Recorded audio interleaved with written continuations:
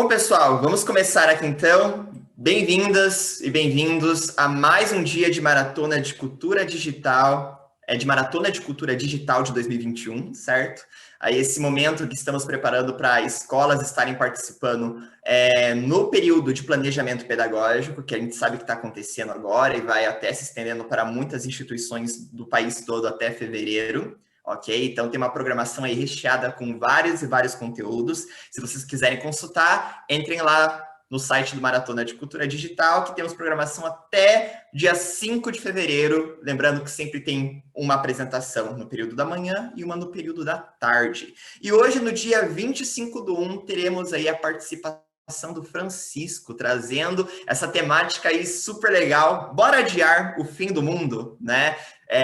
Vinculado com essa abordagem de formação docente e cultura digital. O Francisco, pessoal, antes de abrir a fala aí para ele acompanhar a apresentação junto com vocês, ele é formado em História pela Universidade do Estado do Rio de Janeiro, é especialista em gestão de projetos sociais pela Universidade Cândido Mendes, também especialista em EAD pela Universidade Federal Fluminense e mestrando em educação na Universidade Federal Fluminense também. Ele coordenou a plataforma educacional aberta a plataforma Educopédia, na Prefeitura do Rio, né? Ele fez parte do grupo de trabalho de inovação e criatividade do MEC também. Ele dedica-se ao estudo de inclusão digital e de autoria digital docente de forma crítica e reflexiva. Atualmente, aí, ele forma docentes para cenários em transição na educação. Olha que legal. Então,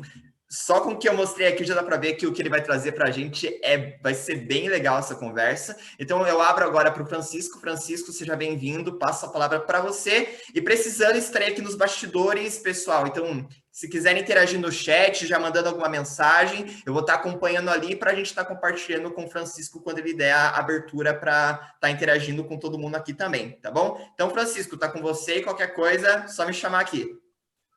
Obrigado, Willy. Obrigado pelo convite. É uma honra estar participando da maratona. É legal estar abrindo a semana já, de segunda-feira. Uma boa semana para todos. Sei que muitas escolas já estão em planejamento, escolas particulares, escolas públicas, né? Fevereiro, que é o start na maioria das redes públicas e particulares. Então, esse momento é um momento de reflexão, de planejamento, de pensar esse cenário que a gente vai enfrentar agora em 2020, né?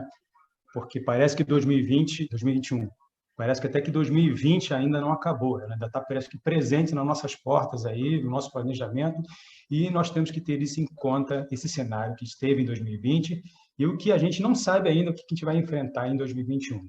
Então, a apresentação hoje que eu vou compartilhar com vocês aqui, né, são algumas leituras, algumas reflexões do grupo de pesquisa que eu faço parte, que a gente fala, que estuda sobre currículo, e especificamente eu sou pesquisador nesse momento de tecnologia, currículo e tecnologia. Então, são contribuições, são pistas, não tem bala de prata, como diz uma amiga minha, né, professora André, lá no Rio de Janeiro, aqui do Rio de Janeiro. Não tem bala de prata, o que tem é conversa, é diálogo, é ouvir, é ver quem está na escola e ver quem está planejando, o coordenador, o diretor, o professor, e ouvir pessoalmente também o aluno também, que é o nosso objetivo final. Eu vou abrir aqui a minha apresentação aqui, para que a gente já possa...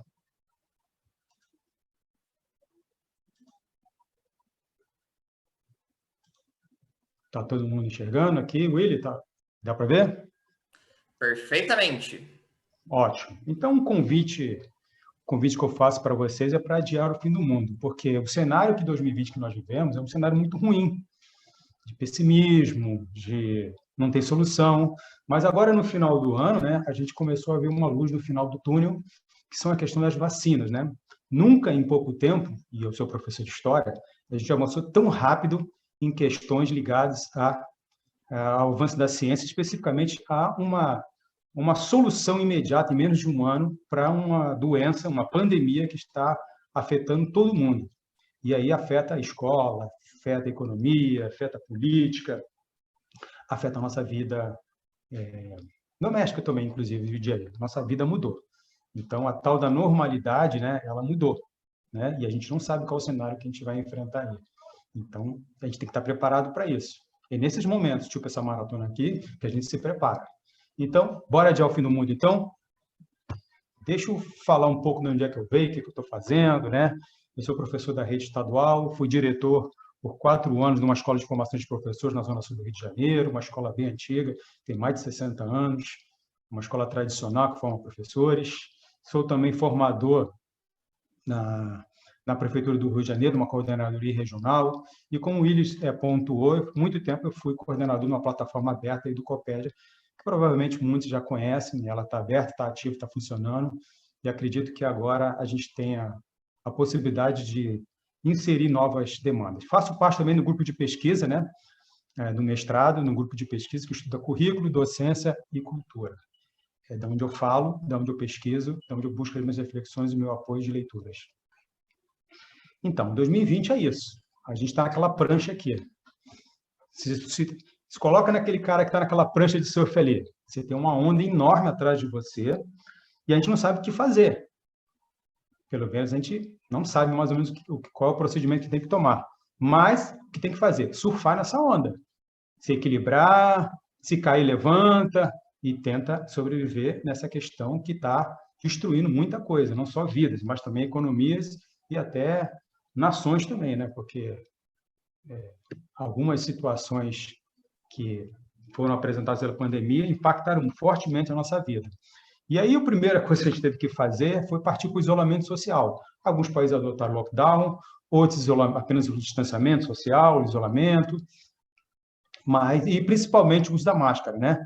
Inclusive, a ciência aponta que não se deve, mesmo imunizado nesse primeiro momento agora, deixar de usar a máscara, né? Então, por favor, quem esteja ouvindo essa gravação, né, não deixe de usar máscara e mantenha o distanciamento social até que todos estejam imunizados com as vacinas, tá ok? Essa pandemia trouxe algumas situações, ela não trouxe, ela acentuou algumas questões que estavam presentes, que é principalmente a questão da desigualdade social. Nessa pandemia, principalmente os mais pobres, eles foram os mais afetados, não tiveram como sobreviver. Nem todo mundo tem um trabalho numa empresa onde você possa fazer home office. Então, muita gente teve que sair para trabalhar. Entregadores, por exemplo, de comida, tiveram que sair para trabalhar, né? Digamos que em 2020 eles eram um grupo prioritário, porque eles que nos traziam mais coisas, né? Mas outras pessoas, né, outras famílias tiveram oportunidade, porque tinham acesso à tecnologia, estavam em boas escolas, em boas redes, bem estruturadas, e conseguiram ter o acesso. Então, essa pandemia acentuou essa questão da desigualdade. Muitos tiveram que trabalhar, enfrentar uma situação adversa nessa situação. E brincar em casa se tornou um privilégio. Uma das coisas que voltou, que parecia que a gente estava quase que superando, é a questão da fome, né? A gente tem o desemprego e, com isso, você tem a queda da renda. E na renda, você não pode ter acesso a algumas coisas bem básicas, que é principalmente a questão da alimentação. Nem estou falando em questão de consumo, bens de consumo, de consumismo, mas especificamente coisas básicas da nossa vida, que é a saúde, educação e alimentação também. Essa pandemia impactou fortemente a escola, né? A escola, digamos assim, em março, vamos botar como março nosso recorte de 2020, pelo menos aqui no Rio de Janeiro, a gente teve que sair das escolas, tivemos que voltar para home office, e aí nós tivemos que enfrentar uma situação adversa que não estávamos preparados para essa situação. Quem disser que estava preparado, eu gostaria de receber essa receita, porque eu não estava preparado, acho que ninguém estava preparado, nem os tomadores de decisão estavam preparados com a situação de isolamento. Pensava-se que era uma gripe rápida, uma gripezinha, como alguns dizem, né? Que rapidamente ia desaparecer, mas essa gripe está presente até hoje, em 2020. E 215 mil pessoas já foram mortas só no Brasil. E aí a gente teve que lançar a mão do que tinha em mão. Teve que lançar a mão em cima do que tinha de recursos, que era principalmente o ensino remoto emergencial, né? A gente não fez EAD, a gente estava fazendo ensino remoto emergencial, ou seja, trabalhar em cima de uma situação emergencial que foi colocada pela pandemia. Então, a gente teve que deparar com uma situação de lançar mão de rádio, material impresso, televisão, YouTube, vídeos, plataformas, é o que tinha para aquele momento. Algumas redes particulares, até públicas, estavam até um pouco preparadas para isso, conseguiram dar uma pronta resposta para isso, uma pronta resposta. Então, a gente teve que lançar mão, mas era remoto, emergencial. A ideia é que a gente tivesse uma resposta rápida da ciência e que a gente conseguisse, no segundo semestre, voltar para o presencial. Algumas redes tentaram, mas não conseguiram. Era muito complicado.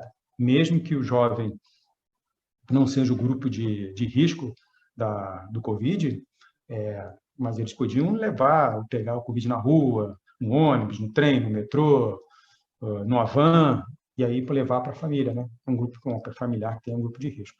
Então, o que a gente teve em 2020 foi ensino remoto e emergencial. Isso é uma noção que a gente tem que ter bem clara para agora. E aí eu vou falar mais adiante depois por que é isso.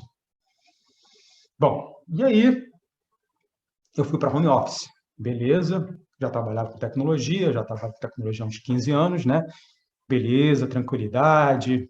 Vou para minha varandinha, liga meu notebook, vou ligar minha playlist de música bem calma de Beethoven, tomar meu cafezinho, tomar meu café de manhã em casa, não preciso pegar trânsito, não tenho estresse de deslocamento, essas coisas todas. Mas não foi tudo isso que a gente pensou. Principalmente impactou aquele professor que estava em sala de aula que trabalhava com analógico, o presencial. E aí ele teve que lançar a mão de postar aula, planejar atividades remotas, postar atividades remotas, trabalhar com plataforma. Às vezes, além da plataforma, ele tinha que fazer um atendimento personalizado de WhatsApp, responder e-mail, certo? E aí planeja tudo, coloca em planilhas, faz planejamento, baixa videoaula, grava videoaula, planeja a aula. Então, o professor é o que foi mais impactado na educação remota e emergencial. Isso impacta, inclusive, pessoal, até a vida doméstica de um professor e de uma professora, né? E aí, a casa não estava preparada para o home office. A casa é um lugar social, de receber pessoas, de convívio dos familiares, e isso impacta diretamente a vida. Então, esse professor e essa professora tiveram que se reinventar, inclusive, no planejamento doméstico da sua vida, porque tinha que dar conta dos filhos, né? Muitos pais são professores, né? E os filhos também estavam em isolamento social. E às vezes só tinha um computador para dividir para todo mundo. Às vezes a aula do professor é naquele mesmo horário que a criança tem o horário de planejamento dele, de aula dele remota. Então, ficava essa situação. Então, o professor teve que se reinventar na vida doméstica e se reinventar também na sua prática profissional. Mas esse professor é sempre encantador. E as aulas deles, nesse primeiro momento, não foram focadas somente em conteúdos. A principal função dele, nesse primeiro momento, no ensino remoto, que a gente percebeu, é que esse professor estava preocupado em encantar, que fossem aulas encantadoras. Ou seja, para que esse aluno não desconectasse com a escola. Porque foram 10 meses, pessoal. Só no Rio de Janeiro aqui, foram 10 meses de afastamento de uma aula. É muita coisa para um jovem, para um adolescente. Então, a evasão virtual foi uma realidade. Só para você ter uma ideia, falando um depoimento pessoal aqui, eu sou professor do ensino médio, de formação de professores, quase 50% dos meus alunos evadiram virtualmente. E como eu trabalho com alunos jovens e adultos também, a maioria deles abandonou. E alguns adolescentes. E depois eles me explicaram por quê. Porque eles tinham que trabalhar, fazer bico, era uma renda informal, muitos deles eram de áreas de comunidade carentes, então eles tiveram que lançar mão a um tempo. Primeiro, sobreviver, depois a escola. E era para ser o contrário, né? Então, eu trago essa poesia aqui do Manuel de Barros, provavelmente muitos conhecem, né? O que a gente tem que fazer, e eu convido também a todos para 2021, é manter esse encantamento, manter essa conexão com esse menino e com a escola e com a educação. É o que vai fazer a diferença na vida de todo mundo.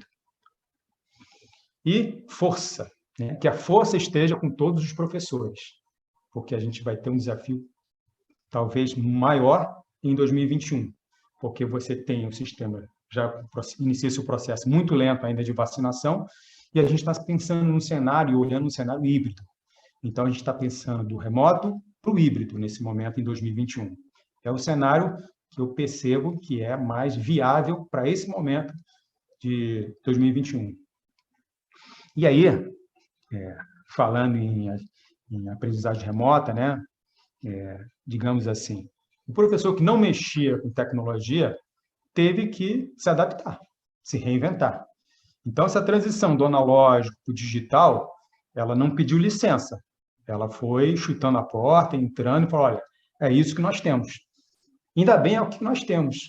Qual seria o cenário, pessoal, que a gente estaria se a gente não tivesse, pelo menos, as plataformas, as tecnologias, WhatsApp, Telegram, Facebook, Twitter, Instagram, inclusive, porque muita gente pensa que o Instagram e o TikTok não são ferramentas que podem ser usadas para a educação. Sim, eles podem ser utilizados também. Que bom que existem, né? E aí a tecnologia chegou na escola e não pediu. E essa entrada na escola, a tecnologia, a gente pode, digamos assim, não agradecer, mas foi fortemente impactado pela doença. E isso, não só a escola, mas muitas empresas também, que ainda teimavam ainda com o analógico, né? Não entender a potência das tecnologias como suporte, não só para a produção, mas também para apoiar a aprendizagem do aluno, é que o vírus acelerou esse processo de transformação digital nas escolas. E aí a nossa sala de aula, né, professor, viraram as telinhas. As salas de aula viraram as telinhas. E aí começa aquelas histórias que a gente conhece, algumas situações até engraçadas do aluno, que antigamente, quando o aluno matava a aula, ele não ia fazer outra coisa, cabulava, como diz antigamente, né? Agora ele desliga o som, a imagem, a câmera, né? E ele pode fazer outra coisa. E aí você não pode fazer nada. Então, é interessante também que faça alguns combinados, né? Em 2021 com esse aluno, né? Quais são os combinados com eles? Alguns momentos de participação online, outros de participação assíncrona, né? Então, se preocupar somente com a questão síncrona, né? Para que você possa somente render essa aula. Essa aula pode ser em diversas ambiências, né? E aí que eu estou convidando vocês agora, né? Para que vocês construam comigo um caminho. Qual é o caminho que a gente vai construir? É o caminho de pistas para adiar o fim do mundo. Que pistas são essas? A primeira que eu trago é a do Ayrton Krenak, que tem aquele famoso livro Ideias para Adiar o Fim do Mundo. Foi onde eu me baseei fiz essa mixagem para essa apresentação aqui. Mas muito daquele livro dele eu acredito que seja importante, né? E principalmente que a gente pode contar histórias. Em educação, a gente tem como contar novas histórias. Se a gente pode contar novas histórias, diferentes do que aconteceu em 2020, então a gente está adiando esse fim do mundo. Então, sugiro fortemente, para quem não leu o livro dele, que são 2 livros, né? Para que faça uma leitura, para a gente possa começar com força e encantamento em 2021. Ok? Mas, para que tenha pista, a gente precisa saber para onde é que a gente vai. Né? A gente precisa saber para onde é que nós vamos apontar. Se a gente não sabe para onde é que a gente vai, né? Segundo o gato da Alice, né? Qualquer caminho serve para a gente. Então, a gente tem que ter claro qual o caminho que interessa para a gente. Para onde nós vamos apontar. Que sociedade nós queremos mais adiante. Entendeu? Então, existem sempre caminhos. Apontar um caminho e direcionar para ele, construir esse caminho. E, para isso, a gente precisa construir pontes. Eu chamo de transição.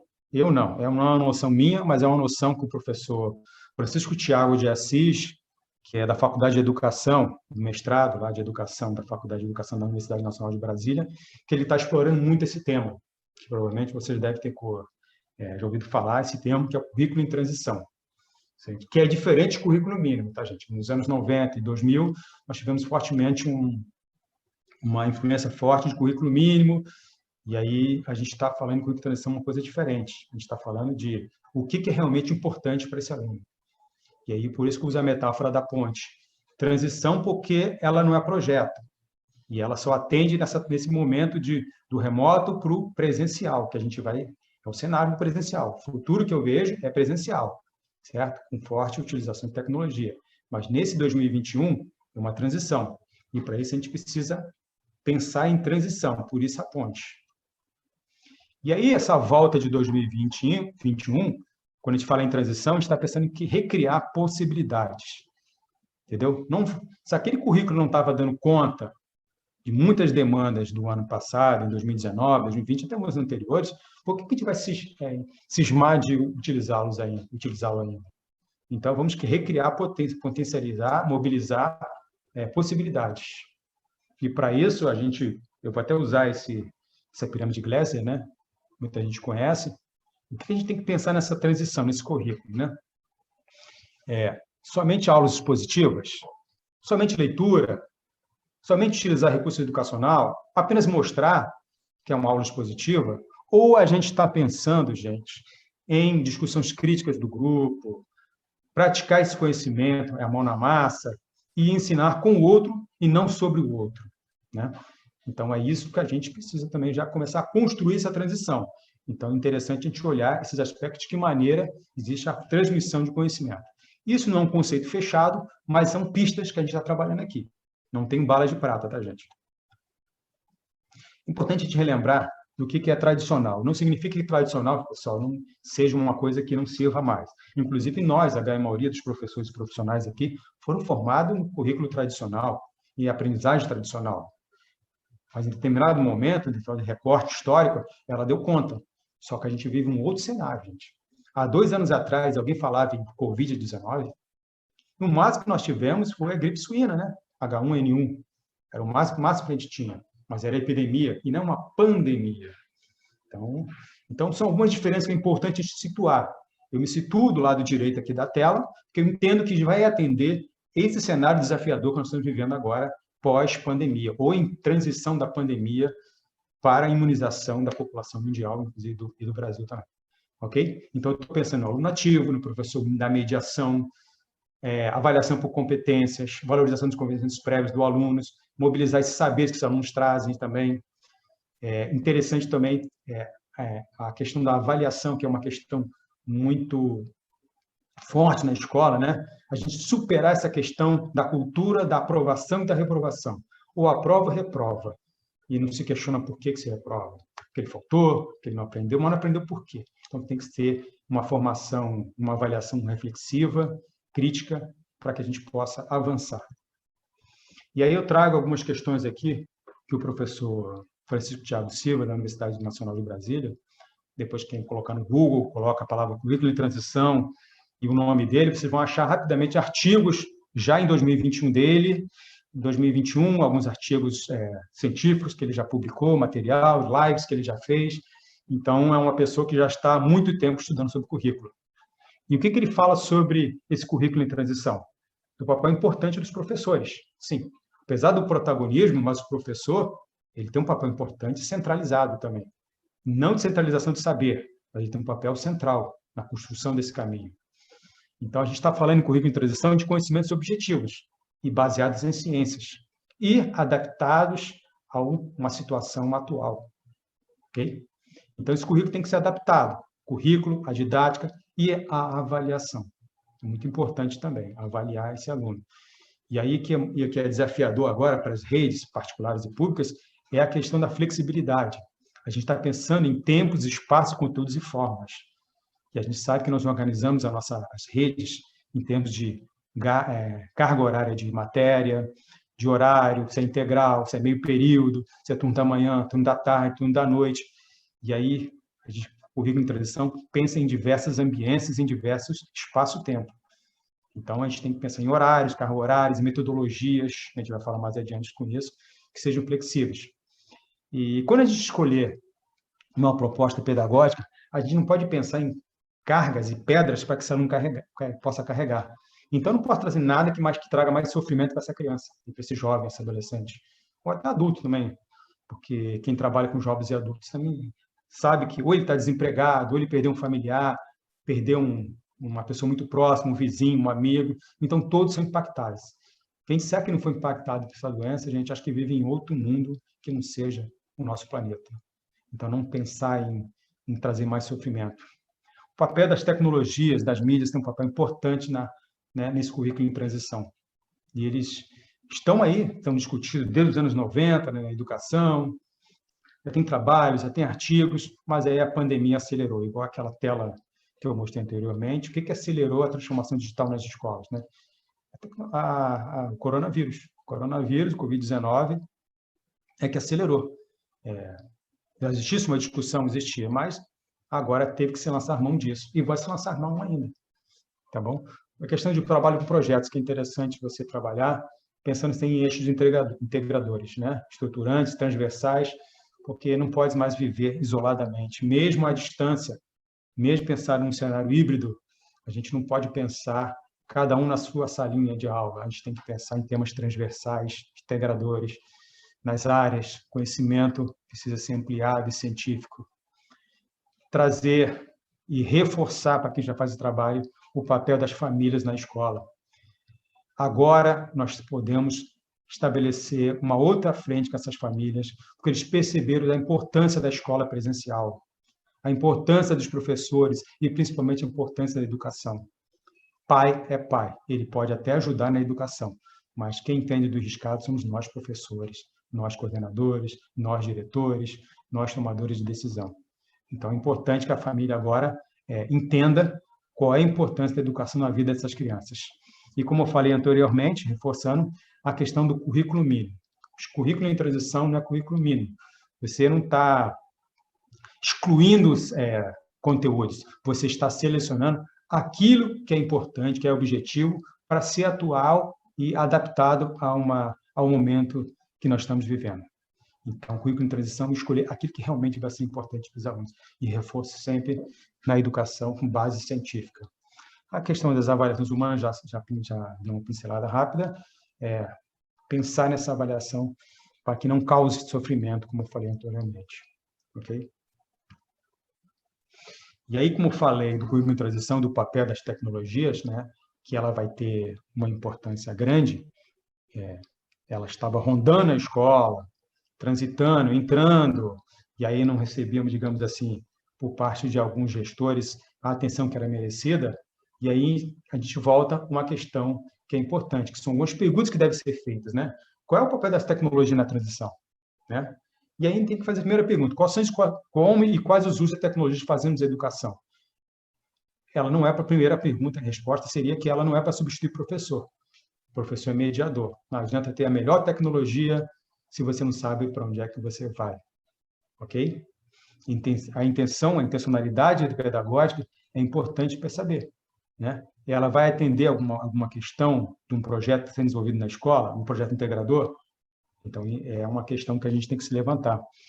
E, principalmente, né, pensar em visão a longo prazo, né? Porque toda transformação ela gera um impacto. E esse impacto ela vai dar alguns resultados. E a forma que você usa, os usos que você faz da tecnologia, ela vai impactar na forma que essas crianças vão aprender e a forma que os professores vão ensinar também. Plataformas são importantes? São importantes, mas é importante que tenha mediação profissional de um docente, de um professor. E que nessas plataformas também tenha espaço de diálogo, de debate com esses alunos. Porque não significa que esteja à distância que não há protagonismo juvenil. Tem que ter protagonismo do aluno sempre, no contexto atual, ainda mais ainda. E aí, eu convido vocês também a uma noção que eu acho importante, que foi forte no ensino remoto, que eu acredito que seja muito importante agora para 2021, que é a educação online, que é um pouco diferente da educação à distância. A educação à distância tem seu papel, tem sua importância histórica, contribui, ela pode ser usada em diferentes momentos, cabe ao gestor e aos professores entenderem se você vai trabalhar sobre educação online ou você vai trabalhar com educação à distância. Mas o meu convite hoje é que vocês conheçam mais sobre educação online. E eu trouxe aqui uma gravura, aqui, uma imagem, que ela consegue resumir, não dá conta de tudo, mas se eu pudesse falar sobre educação online, eu sempre usaria essa tela aqui, porque ela me permite que eu possa visualizar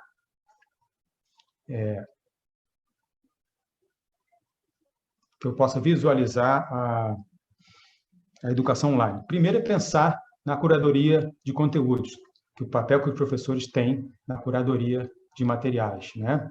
E pensar em ambiências diversas, não só no presencial, não só nas plataformas, mas pensar em celulares, pensar em plataformas de vídeos, TikTok, por exemplo, que é uma coisa que é a segunda plataforma de vídeos que foi mais baixada para celular pelos adolescentes, então tem um papel importante. avaliação de competências, formativa e colaborativa, mediação docente, como já citei, falar sobre a autoria docente, então o professor tem um papel central na produção desses conteúdos, dessa autoria, interatividade, conversação, aprendizagem colaborativa e pensar também como obra aberta. Ok, pessoal? Pensar em obra aberta é pensar que as tecnologias nunca devem se esgotar somente num celular, num tablet, num computador, mas pensar em múltiplas ambiências. E ela conversa muito com o ensino híbrido da educação online, a gente vai ver mais adiante. O celular tem um papel importantíssimo, e aí não sou eu que estou falando, são as pesquisas que estão falando, que é o aparelho, é o dispositivo que mais os jovens utilizam, né? E eles utilizam para tudo, para jogar, para ver vídeos, para aprender também. Então é importante saber disso, né? Nossos jovens não veem mais televisão. Dificilmente você vai encontrar um adolescente que vê televisão, mas ele vê YouTube, vê TikTok, vê Vimeo, ele vê algumas plataformas de stream para jogo, ele vê Netflix pelo celular, ele vê Amazon Prime, agora tem a Disney também, agora chegando também forte. Então, esses meninos estão utilizando o celular direto. Então, a gente tem que pensar como produzir conteúdos para celular também, certo? Então, a gente não pode excluir esse aparelho como recurso importante para apoiar a aprendizagem do aluno. É só a gente olhar pelo cenário dos recreios, né, que algumas escolas que permitem utilizar no recreio, que os meninos estão todos ali utilizando os celulares. E falar em mão na massa, a gente tem que falar sobre metodologias. Eu trago uma definição do Morin, que muita gente está falando em metodologias ativas, mas eu queria voltar um passo atrás sobre o que é metodologia, né? Como diretriz para orientar um processo de ensino e aprendizagem, e aí trata de estratégias, abordagens, técnicas e específicas e diferenciadas. Então, metodologias têm esse sentido, essa abordagem, para a gente contrapor, inclusive, do que é o tradicional, onde o professor é ativo no processo de ensino e aprendizagem tradicional. E aí, o papel dele é repassar conhecimento, expositivo principalmente, geralmente uma aula teórica. Deu conta em determinado histórico da nossa vida? Deu. Mas será que dá conta agora, no cenário que nós estamos vivendo aqui agora?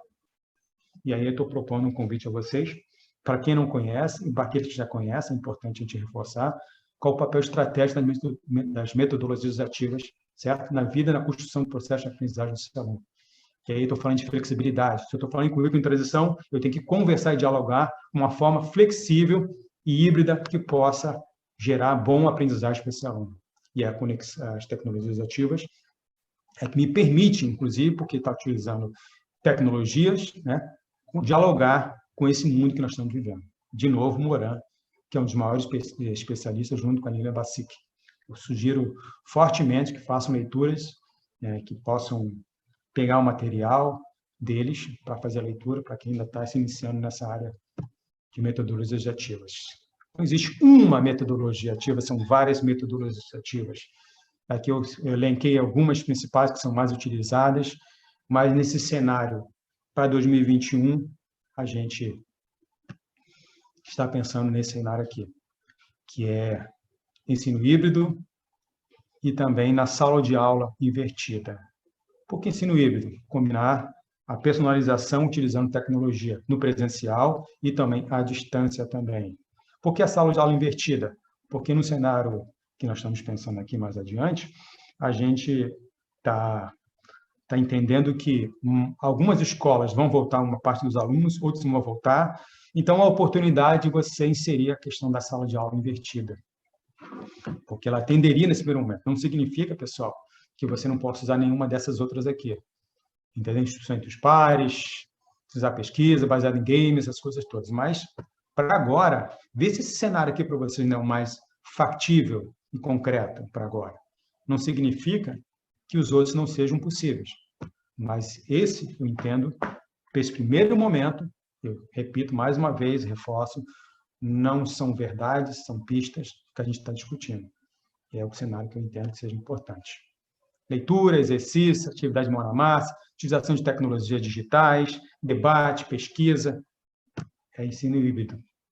E muita gente fala que gravar uma aula e mostrar para esse aluno seria um ensino híbrido. Não. A Lina Bassic, ela tem, baseado em estudos dela, né? Ela tem bem claro o que não é ensino híbrido, né? A gente está pensando em ensino híbrido, online e presencial, porque eles estão se complementando. Isso é um ensino híbrido. O digital pode ocorrer no presencial também, ao mesmo tempo. Tanto é que nós temos os modelos de rotação para isso. Por exemplo, o modelo de rotação por estações que está sinalizado aqui nessa lâmina aqui. E o que não é ensino híbrido? Não é o quê? Pegar uma aula e transmitir direto para o aluno que está em casa. Isso não é ensino híbrido. Dar somente aula nas plataformas. Isso também não é ensino híbrido. Não se inclui a definição de ensino híbrido. Jogar um PowerPointzinho, botar um joguinho online em tempo real na sala de aula. Isso é ensino híbrido? Não. Ele se completa. Alguns modelos de rotação, como já falei, eu acho que rotações por estações, para aquelas escolas que estão com um grupo, de repente, mais reduzido, pode ser interessante, porque permite que você trabalhe com grupos de alunos em sala de aula, de forma que todos possam participar e passar pelas estações. Por que a sala de aula invertida me parece um cenário interessante para a gente pensar 2021? Porque aí o material do aluno que já está em casa, você já pode trabalhar com ele antes. Você prepara o material dele antes, certo? Compartilha com esses alunos, seja na plataforma, seja WhatsApp, seja celular, seja através de material impresso também, que o aluno pode levar um material impresso para fazer leitura em casa, o professor prepara. Esses alunos acessam esse conteúdo ou leem esse conteúdo. E durante as aulas, no presencial, eles fazem o esclarecimento do presencial. O presencial vai ser muito importante e muito caro. Caro no sentido da importância. Quando esse aluno tiver, o grupo dele estiver em casa, digamos assim, seria na parte da rotação deles, e eles, quando chegarem na escola, na aula presencial do professor, a realizar as atividades práticas e tirar as dúvidas. Então, nunca o presencial vai ser tão importante como vai ser agora. É a hora desses meninos tirarem as dúvidas. Não é a aula do professor, no momento que o professor dá a aula. É a hora de tirar as dúvidas e mediar essa leitura que foi feita antes. E aí, depois, discute tópicos, revisa conteúdos. Então, o que a gente está pensando nessa aula invertida? Trabalhar não somente as habilidades cognitivas desse aluno, mas também as socioemocionais. Porque como é que vai vir esse menino? Ele ficou 1 dia ou 3 dias em casa e ele está voltando de novo. Como é que ele está? Ele está bem? Está com autocontrole? Está com resiliência? Como é que ele está? Como é que vai ser acolhida? Então, é importante o professor trabalhar essas atividades socioemocionais nessa acolhida desse aluno. Não só no primeiro dia de aula, tá, gente? Na primeira semana de aula, que é aquele acolhimento que todo mundo faz tradicionalmente. Essa vai ter que ser muito especial em 2021. Então, o que a gente está conversando aqui com vocês até esse primeiro momento? Que em 2020 nós vivemos o remoto. Para 2021, eu vejo um cenário, gente, certo? Híbrido. E futuramente está preparado para o presencial. É esse cenário que a gente está vivenciando. Queria, inclusive, depois da participação de vocês aí no chat, que eu não estou conseguindo visualizar ainda, porque eu estou na primeira apresentação, mas é importante. Vocês concordam com essa visão, gente? Que a gente viveu 2020 remoto, viver 2021 agora vai iniciar o híbrido e se preparar para a volta total presencial, todos imunizados, professores, familiares, certo? E aí, eu trago mais uma vez a frase do livro da Alice no País das Maravilhas, né? Sobre transição. E ela vai dialogar muito com o que eu estou conversando aqui agora. Que ela fala, quando acordei hoje de manhã, eu sabia quem eu era, mas acho que já mudei muitas vezes desde então. Então, quando a gente acordou em março, a gente tinha algumas certezas, algumas seguranças, podemos dizer assim, não certezas, mas seguranças.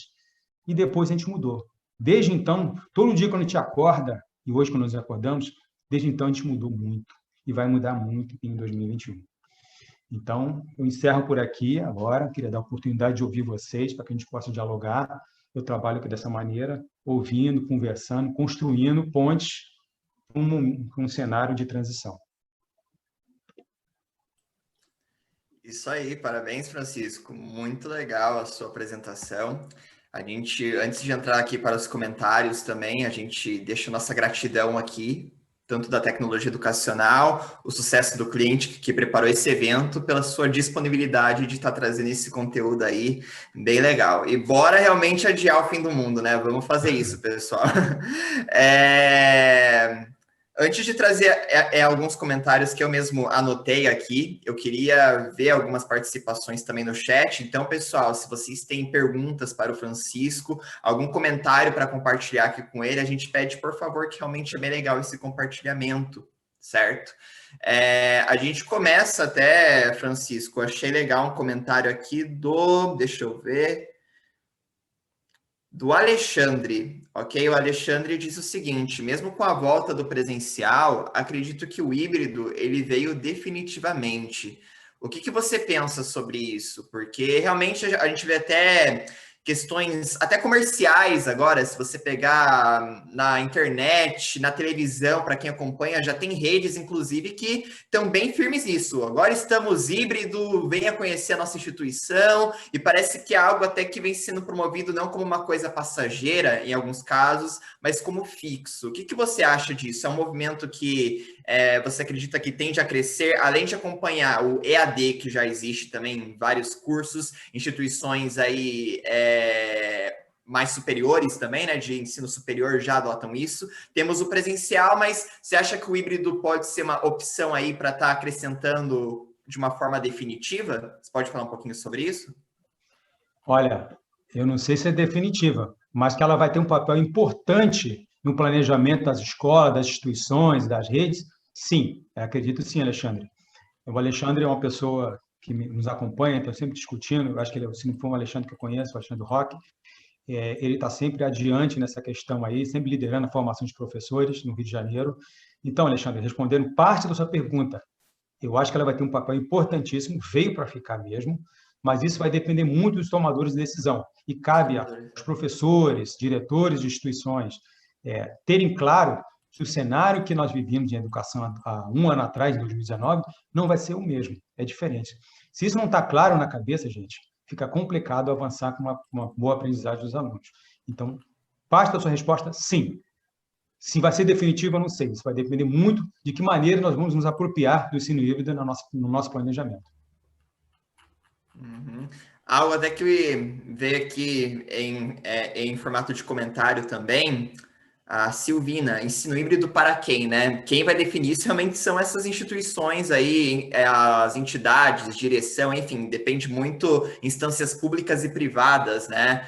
Mas conhecer o contexto, acredito, né, Francisco? Saber qual que é o melhor que se adequa e considerando o quadro que nós estamos hoje, eu, como opinião, aqui o Willy Silva, eu acredito que o presencial ele tende sim a voltar, não que o híbrido ele não funcione, muito pelo contrário, ele vem mostrando muitas possibilidades nesse momento, mas o presencial, tudo que a gente aprende nesse momento, desde o remoto ao híbrido, ele vai acrescentar muito quando a gente tiver o presencial, até a maneira como a gente trabalha em sala de aula, né? A relação do professor com o aluno, todas essas tecnologias que nós tivemos contato agora em 2020, em parte foi um tanto doloroso para muita gente, né? Mas com o tempo a gente acredito que foi se adequando legal até. Eu acho que vai acrescentar bastante. Você concorda com isso também?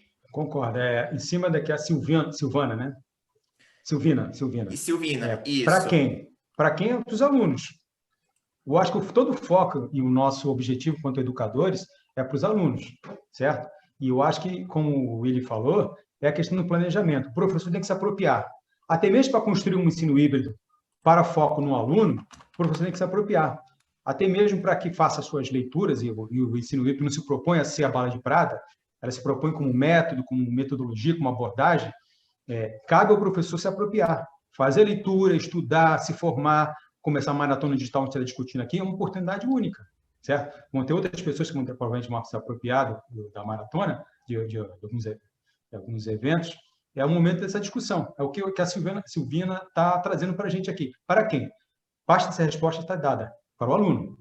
E cabe nós, educadores, até diretores, que o diretor continua sendo professor ainda, estudar, se apropriar, porque esse planejamento só vai avançar a partir do momento que a gente trazer para o nosso planejamento. Porque Ensino híbrido avança tendo um planejamento, tendo um método. É como a Alice falou. Se você não sabe para onde é que vai, qualquer caminho serve. Uhum. A gente tem comentários aqui, inclusive, a Simone logo em seguida trouxe para a gente aqui que ela vê o ensino híbrido como uma ação muito boa, porém o planejamento será essencial, né? Eu acho que a discussão ela é bacana, com certeza, mas além da discussão, planejar isso, né? Ver de que forma que ele pode ser colocado. Eu sempre gosto de pensar que tudo não é só uma coisa, né? Todo mundo é diferente de todo mundo, o sistema, a questão educacional, tudo varia muito. E não é só contexto, mas vários e vários fatores aí que compõem o nosso cenário educacional, nacional, enfim, várias e várias instâncias que compõem esse sistema. E realmente entender onde a gente está inserido e ver de que forma que o ensino híbrido pode trazer. Aí que é legal a gente ver agora. Já tinha pesquisas nesse sentido, mas agora para 2020, de ensino híbrido, você joga no Google, vem milhares de artigos ali para estar consultando para ver sobre isso, né? Eu venho lendo bastante também, e realmente tem muita coisa legal que a gente pode compartilhar. Para quem está começando, o Moran e a Lilia Bassic são referências. Tem outros autores, claro, são importantes também, mas para quem está começando, digamos assim, o feijão com arroz começa sempre com o professor Moran e a Lilia Bassic. Eles são até de São Paulo, né? São os autores que eu indicaria para que você comece a mergulhar nessa área de ensino híbrido e dizer o seguinte também, e acho que até responde um pouco da resposta aqui que a Silvina, desculpa, colocou aqui no livro, é que ela mora na cidade e ela contrapôs com a situação rural. Ensino híbrido utiliza tecnologia, não necessariamente você precisa usar tecnologia. E aí eu dei um exemplo das rotações. Com um computador, você pode trabalhar com ensino híbrido na sala de aula. Um computador só. Conheço professores que trabalham com um computador, com um notebook, e conseguem trabalhar com ensino híbrido. Tá bom? Isso aí. Temos aqui comentários também, eu estou subindo aqui um pouquinho, achei um bem interessante. Cadê? Aqui, ó, da Cláudia, ela diz o seguinte: o híbrido otimiza o tempo, mas não acho que diminua o trabalho do professor, acho que aumenta. O que você acha disso?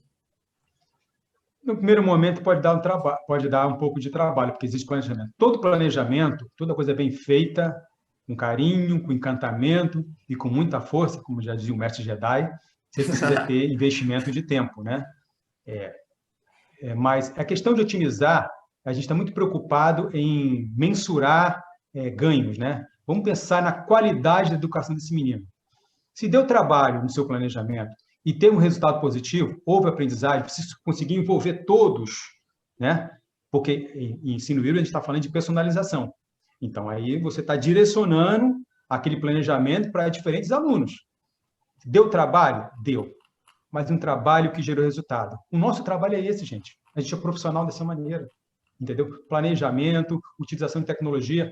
A tecnologia você vai cortar alguns atalhos, mas não vai substituir o professor, porque o planejamento quem faz é o professor. É o professor. Tem até um comentário aqui, Francisco, falando o seguinte, da Simone. A formação continuada do magistério precisa ser eterna, né? A educação é o caminho da mudança, da transformação. Porém, eu tenho sempre a sensação que no magistério as mudanças de postura demoram a acontecer. Você falou bem, Francisco. Nós, professores, precisamos mergulhar nesse novo cenário. A gente sempre tem que mergulhar, né? Realmente. É uma coisa...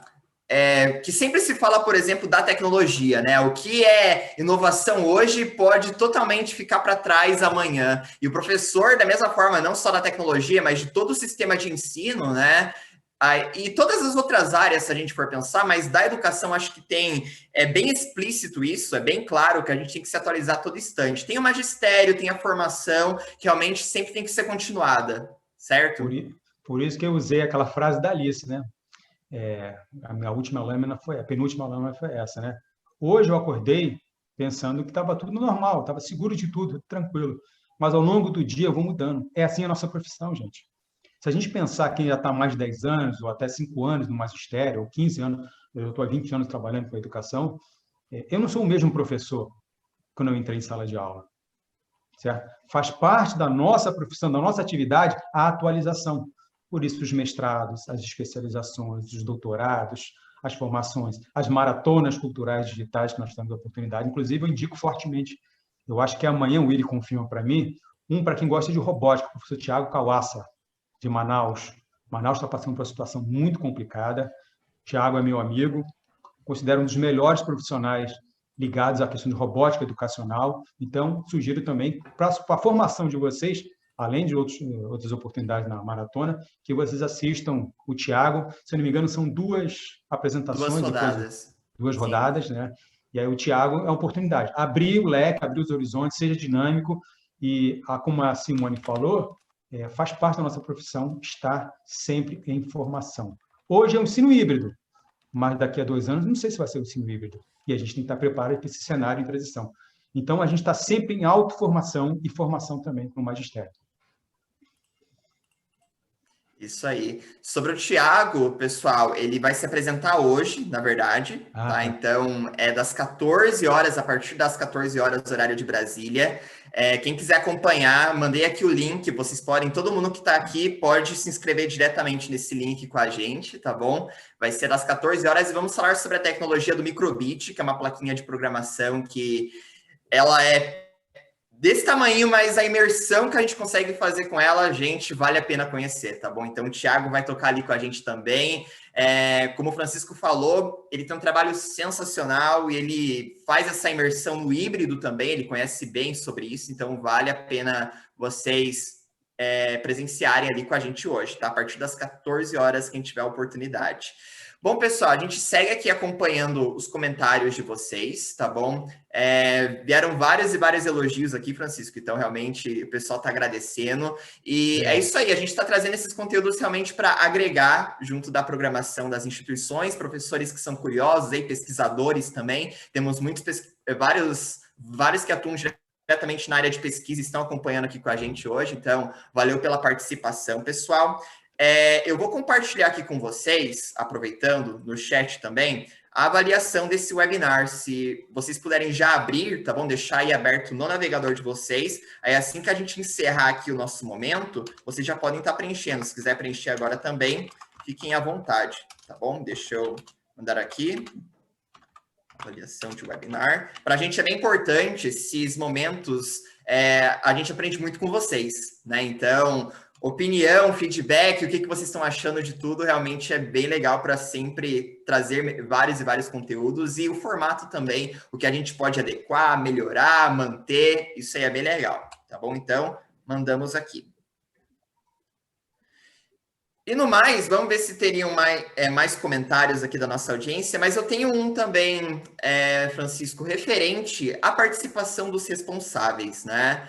O envolvimento da família sempre teve que ter, isso certeza, né? A família, a gente não fala de escola apenas do professor, aluno e os colaboradores ali, que é a direção, coordenação, equipe pedagógica, secretaria, mas a comunidade escolar, né? Todo mundo que está envolvido ali naquele ambiente e naquele contexto faz parte da comunidade escolar. E pensando nos responsáveis, o que você acha de que forma que eles podem se envolver nesse momento que a gente está pensando no híbrido e na passagem para o presencial também? Como que você vê que os responsáveis podem se envolver para ajudar a escola, as instituições de ensino nesse momento, bem como para que realmente tenha um significado e uma presença positiva na vida do aluno, né? Fazer com que esse processo aí de retomada seja positivo para eles. Você pode falar um pouquinho sobre isso para a gente? O que você acha? Boa questão, Willi.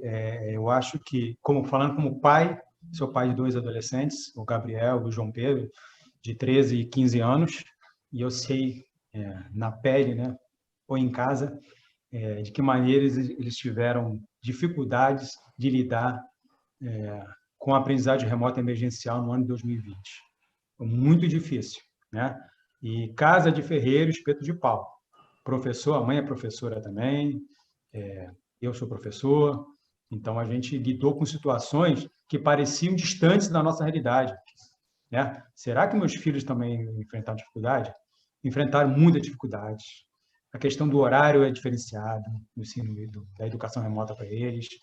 Então, a primeira coisa que a gente tem que fazer é o seguinte: escola não é depósito. Se isso não está claro na cabeça de um pai, e aí trago algumas verdades, escola não é depósito.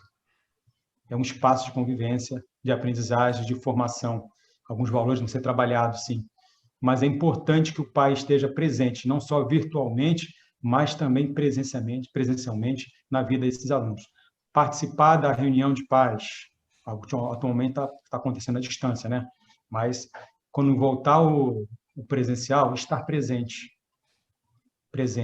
E num processo, por exemplo, de alfabetização das crianças, né? Às vezes, o aluno aprende próximo daquilo que você mostra como exemplo. Se o pai só fica vendo televisão, mexendo no celular, esse aluno está olhando, esse menino está olhando. Separa um momento do seu dia para fazer uma leitura com seu filho. Ele é alfabetizado? Melhor ainda. Faça a leitura, discuta com ele. Ele gosta de mangá? Conversa ele sobre mangá. Ah, ele gosta de literatura clássica. Vai ler Machado de Assis também. Machado de Assis é bom. Você gosta de Lima Barreto? Ótimo, gosta de Lima Barreto. Então, ele não é alfabetizado ainda, faça leituras para ele. Essa interação não é somente física também, mas você conecta as emoções com esses meninos. Então, a família pode ajudar a escola dessa maneira. Não é somente cobrando notas. Sabe uma coisa que eu acho legal? Que é uma coisa bem simples. Você chega para o aluno, para o seu filho, né, no caso, quando ele chegar em casa, num presencial, ou quando ele teve uma aula remota, e pergunta para ele, o que você aprendeu de diferente hoje? Entendeu? O que você aprendeu diferente hoje? Não pergunta o que ele aprendeu somente. Entendeu? Está preocupado com forma. Nesse momento, não fica preocupado com conteúdos. Fica preocupado com o que ele achou mais engraçado. O que foi engraçado hoje? O que foi diferente hoje para você hoje? Entendeu? Essas perguntas bem simples, que às vezes passam desapercebidas, ele vai começar a falar daquilo que ele achou mais engraçado. Às vezes não está nem ligado ao conteúdo. Pode ter sido uma falha do professor, ou um coleguinha que contou uma piada, entendeu? Então, são essas coisas simples que a família pode ajudar. Leia com seu filho, escuta com ele, leia jornal, veja telejornal também. Apesar que os meninos não gostam de ver jornais, né? Mas então vai para o YouTube com ele, veja um vídeo com ele. É dessa maneira que você vai se conectar família, escola e aprendizagem do aluno. E está claro na cabeça de todo mundo. Escola não é depósito de criança. Inclusive, Francisco, bem legal esse teu comentário final aí de entra no YouTube com ele e tal. Eu tava vendo, tem alguns TikTok professores. Também.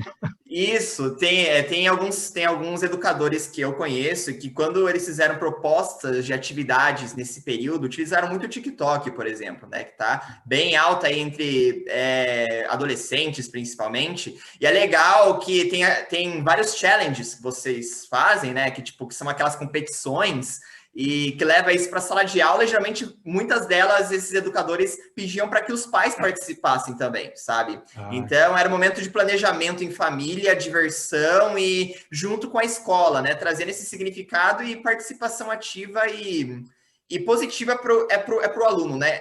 Porque ele está vendo que aquilo está sendo bem bacana para ele. Então acho que essa valorização, o aluno vendo que o pai está inteirado, está junto desse processo, acho que facilita. Eu não sei se é facilitar a palavra, mas melhora a experiência dele, né? Eu vejo dessa forma. Tem uma pergunta, William, aqui, falando como é que o professor se prepara para um novo cenário, estando a parte da turma em uma sala de aula e a outra em casa ao mesmo tempo. Sim. Qual seria a sua dica para o professor sair bem desse novo cenário? Se ele está preocupado em questão de infraestrutura, eu acho que a escola tem que se planejar para isso. A infraestrutura tem que ser planejada pela escola, pela instituição, né? Vai usar a plataforma, vai usar um simples WhatsApp, vai usar o YouTube para fazer uma aula, Google Meet, vai usar Teams, alguma coisa assim. Estou falando as que são as mais conhecidas. Tem outras também, a própria Positivo tem as plataformas dela. Mas eu estou falando, cada instituição definir qual é o caminho de comunicação com esses meninos, certo? Agora, o professor, cabe a ele se conectar com esses meninos, não preocupado em ser youtuber. Se você quer ser professor youtuber, ótimo. Mete a cara aí, tem muitos vídeos explicando qual equipamento você tem que comprar, essas coisas todas. Mas se preocupa em ser você mesmo. Os seus alunos te conhecem de uma maneira. Só porque você for para o virtual não significa que você vai mudar no formato. Então, seja verdadeiro. Seja aquilo que você é em sala de aula. Você é brincalhão, aquele professor conta piada, seja você mesmo. Você é aquele professor mais fechado, mais focado em questão de conteúdo, seja também esse professor também. Eu acho que você não pode perder sua essência. É um cenário transitório, tá, gente? E aí você vai ter a oportunidade, em 2021, de se preparar, de estudar, a sua instituição vai se preparar, vai trazer material, o coordenador pedagógico vai fazer esse papel de ser o meio-campo, né, aquele camisa 10 do futebol, que faz a mediação entre o planejamento, o estudo. Então, é importante também o coordenador, a gente pouco falou, mas eu acho que ele é estratégico numa rede, numa instituição. Então, é importante dar voz e visibilidade a esse coordenador pedagógico para que ele ajude a construir esse planejamento e trazer material de estudo também. Eu acho que, respondendo a parte da pergunta, como é que se sai bem nesse cenário? Seja você mesmo, né? Não tem bala de prata, não tem verdades aqui. Quem tiver, depois me manda o link, porque eu quero aprender também, porque tudo que eu já li, já pesquisei, já participei, é isso. E como você falou, William, a questão de trazer sempre esse desafio da família, eu achei muito legal esse teu exemplo de gamificação, de você trazer a gamificação, que é o que o ensino híbrido está trazendo também. Uma das lâminas que a gente falou, pode ser da gamificação também. No caso, eu escolhi duas aqui, a sala de aula invertida, com as metodologias ativas, e também o ensino híbrido. Mas você pode trazer muito mais coisas, por pares, por projeto, por desafio, por problemas. Você pode trazer tudo. É abordagens, metodologias no plural. Não existe um único caminho. Você que vai perceber. Só quem está em sala de aula é que vai perceber qual é a melhor ferramenta. E aí, sinalizar para a direção, para a coordenação pedagógica, para a instituição, o que tem dado certo. É muito importante também que a direção e a coordenação ouça esse professor, para não repetir o que deu errado ano passado. A gente já sabe que ano passado deu muita coisa errada. Quer ver um exemplo bem simples, Willy, ampliando a questão da discussão aqui, é a questão dos PDFs. No começo, gente, o que enfiava de PDF para os garotos lerem, cara, gente, nem no mestrado a gente consegue dar tanta conta dessas questões, nem no doutorado. Imagina um garoto adolescente ali. Então, tem que se preparar, cara. Tem que se adequar aos novos formatos. O que é importante realmente, aquilo que a gente falou, o que é importante? E aí vai dar certo, gente. O que não deu certo ano passado, não adianta repetir em 2021. A gente tem uma curva de aprendizagem, já sabemos. Agora vamos tentar manter ela para colocar realmente abordagens que realmente deram certo. Se não, gente, não vai dar certo mesmo, não. Repetir o que estava dando errado no presencial e repetir o que estava dando errado em 2020, vai dar errado mesmo, gente. Isso aí, até complementando, Francisco, com essa tua colocação, a Daniela escreveu o seguinte para a gente. Na verdade, o que ocorreu de forma forçada, o híbrido no caso, era o que deveria ocorrer muito antes da pandemia. A interação de professores, diretores, alunos, pais e comunidade e a busca dos alunos pelos conteúdos em casa com acompanhamento dos pais, né? Realmente veio tudo em uma pancada só, de certo modo, né? Então, se... Aquela onda, né? Exatamente. A abertura da apresentação. Boa colocação, Daniela. Muito legal. Sim, Vamos ver aqui mais comentários. Tem um da Eliane aqui também, que eu achei interessante, até para ouvir a sua opinião sobre isso. E quando essas interações que a gente fala dos pais, acredito que ela esteja se referindo, essas métodos, digo que nós fazemos para trazer o responsável mais perto da escola, elas falham por vários motivos. O que a gente pode fazer como escola, né? Porque não está participando, engajamento ainda está baixo. De que forma que você vê isso? Primeira coisa, a gente tem que ter claro que escola e professor não é pai nem mãe. Isso aí. Nós somos profissionais de educação. Temos que agir com profissionalismo. E a gente tem meios e formas para isso. A gente estudou, se preparou, coordenador pedagógico, orientação educacional, não sei qual formato que cada instituição vai trabalhar. Então, a gente vai lançar a mão daquilo que a gente foi, que é a nossa expertise e do nosso sentimento também. Mas jamais substituir o pai e a mãe. Não é o nosso papel. Nosso papel é ser profissional. E aí, lançar a mão até de meios legais também. Dependendo da situação, se há abandono, literalmente, do aluno, você pode lançar a mão legal do Conselho Tutelar, por exemplo. E a escola, como instituição, é o dever e a obrigação de apontar quando há um abandono em todos os sentidos, cognitivo e até emocional também. Aí é dever do cidadão, mas jamais substituir o pai e a mãe. Eu não posso ser o pai e a mãe de 45 alunos numa sala só. Eu tenho que ser profissional. Tá bom? Eu acho que mais ou menos é o que eu entendo que acho que seja importante. Com certeza, não ficar tudo na mão do professor, né? O que de fato acontece muito, na verdade, né? Realmente. Bom, pessoal, acho que a gente já pode ir para o nosso encerramento aqui. Tem um comentário final aqui que eu acho legal da Cláudia, que ela diz o seguinte: sim, é um planejamento composto, presencial e não presencial. Por isso que insisto em que há um aumento de volume de trabalho, até porque há uma necessidade maior de acompanhamento individual do aluno. Turmas imensas que existem não são tão facilmente administráveis. Eu acho que isso é um impacto bem grande no ensino público, né, Escola Francisco? pública. Escola Sim, pública, é verdade. Eu até entendo que ela, provavelmente, a professora deve atuar nas duas redes, né? Pública e particular. E o que ela está fazendo é um cenário que quem trabalha com rede pública sabe. São 45, às vezes até 50 alunos numa sala de aula. sim. Nem pode fazer isso, mas tem gente que está fazendo isso. E aí, com essa crise econômica, eu acho que vai aumentar, inclusive, o número de matrículas da pública, né? No momento de crise, algumas escolas de redes que não conseguiram se adequar a essas mudanças tiveram uma migração da particular para a pública. E aí vai impactar mais e forçar mais algumas tensões dentro de uma escola pública. O problema Cláudia, né? Cláudia, não me lembro o nome que você falou. Isso, Cláudia, Isso, exatamente. Cláudia. Então, professora Cláudia, vai dar trabalho porque a gente trabalha com um modelo de organização de tempo de currículo que é um formato que não atende mais à necessidade. Por isso que eu falo que é um desafio, entendeu? A gente está com aquele formato de escola integral, de 7 da manhã, 6 da tarde, as disciplinas, as grades são rígidas, e aí por isso que dá trabalho. Se a gente pensar o foco na aprendizagem do aluno, e digamos assim, e deixar em segundo momento essa organização de grade curricular das disciplinas, a gente consiga avançar um pouco mais.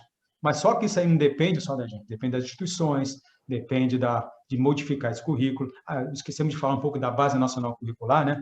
A Base Nacional Curricular, apesar desse nome, ela não é um currículo, é um norte, tá, gente? Quem tem que construir esse caminho são as instituições, são também as políticas estaduais e municipais. Então, elas que têm que dar conta. E nós, professores, temos que dizer o seguinte: ó, isso é possível, isso não é possível. A gente já sabe que não deu certo, gente. A gente vai continuar insistindo?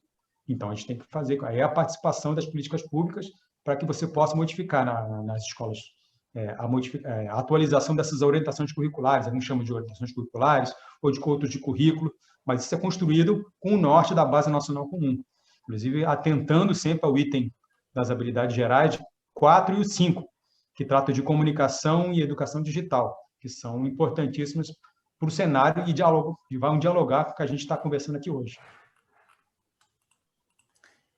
Isso aí. Mais alguns comentários aqui, então. A Deise diz o seguinte: o formato antigo de aulas presenciais não mais atendia no passado, né? O aluno já não atendia, no caso, antes mesmo da pandemia, né? Era necessário mudar, e ainda é necessário mudar. Muito legal, Deise, muito legal. Isso, a gente está conversando sobre isso. Obrigado, Deise. E a Simone diz o seguinte: verdade, temos um currículo que não cabe mais aos modelos atuais. Existe a necessidade de uma mudança política e educacional, porque também existem as avaliações externas, a qual muitas escolas estão amarradas. Adorei esse comentário, realmente, né? A principal aconteceu ontem, né? A segunda, É. o Enem, né? Que teve com mais de 50%. Na minha opinião Sim, pessoal, eu achei que não era o momento de fazer esse exame nacional, porque todo mundo foi impactado. Alguns grupos foram privilegiados, que conseguiram se manter estudando e praticando, mas outros, a grande maioria, e aí está a grande evasão na aula de ontem, né? 51%, 53%, não me lembro dos indicadores, de ausência dos alunos na segunda prova. Já teve mais da metade no sim. primeiro momento. Então, realmente, me parece que o Ministério, o MEC, está desconectado com a realidade. A realidade é adia, espera um momento para que todos possam, de forma equitativa, possam se preparar para o exame. E eu não sei quem fez isso, quem decidiu sobre isso, mas errou muito feio. E aí fez exclusão. Literalmente, o Ministério responsável pela educação fez exclusão nessa prova do Enem. Bom, então, eu acho que de comentários aqui, até porque a gente já está indo para o nosso encerramento, Francisco, a gente já pode, então, passar as nossas últimas palavras. Novamente, pessoal, muito obrigado pela audiência, vários participantes aqui, foi bem legal ouvir a participação de pessoas que atuam diretamente com a pesquisa, diretamente na sala de aula, né? Vocês estão aí na linha de frente atuando, então parabéns por continuar com a gente, trazendo a educação e trazendo todos esses procedimentos mais significativos para os alunos, e para chegar nesses processos significativos é o que vocês estão fazendo agora, esse momento de formação, né? De ver o que vocês podem fazer. Então, parabéns pelo trabalho que vocês vêm exercendo nesse momento e sempre, né? Fica o nosso agradecimento, então, aqui da Tecnologia Educacional, sucesso do cliente, ao Francisco, né? Novamente, por ter aceitado aí de conversar com o pessoal. Valeu mesmo, Francisco, a gente agradece, foi uma apresentação incrível, deu para dar uma clareada bem legal aí referente ao que é o ensino híbrido, como que a gente pode trazer isso para o nosso cenário. Lembrando, pessoal, que se vocês quiserem compartilhar posteriormente, no caso, esse momento estará disponível em até 48 horas lá no site da Maratona de Cultura Digital. Tá bom? Então lá vai ter um botãozinho escrito assista aqui, para vocês compartilharem com colegas e até mesmo assistir de volta, né? Tem a apresentação do Francisco ali, ver com mais cuidado e tudo mais, se perder alguma coisinha vai estar disponível para estar vendo, tá bom? Também informo que haverá o certificado posteriormente, nós vamos enviar para os e-mails de quem participou de forma síncrona aqui com a gente, tá bom? Então fiquem no aguardo que nós vamos encaminhar o certificado de 1h30 de participação aqui com a gente. E no mais, agradeço novamente, obrigado pela audiência, obrigado, Francisco, deixo aí as últimas palavras com você e a gente vai para o nosso encerramento, tá bom? Obrigado, Willy, obrigado a André também, que fez o primeiro contato, né? A parceira, já trabalhamos em projetos em comum aqui no estado do Rio de Janeiro. Agradeço também aos participantes, às pessoas que estiveram interagindo, as pessoas que olharam, que ouviram, mas depois vão olhar com calma, como o Willy deu a dica. Gratidão pela participação. Esse caminho, como usei a metáfora da ponte, é construído em conjunto com todos.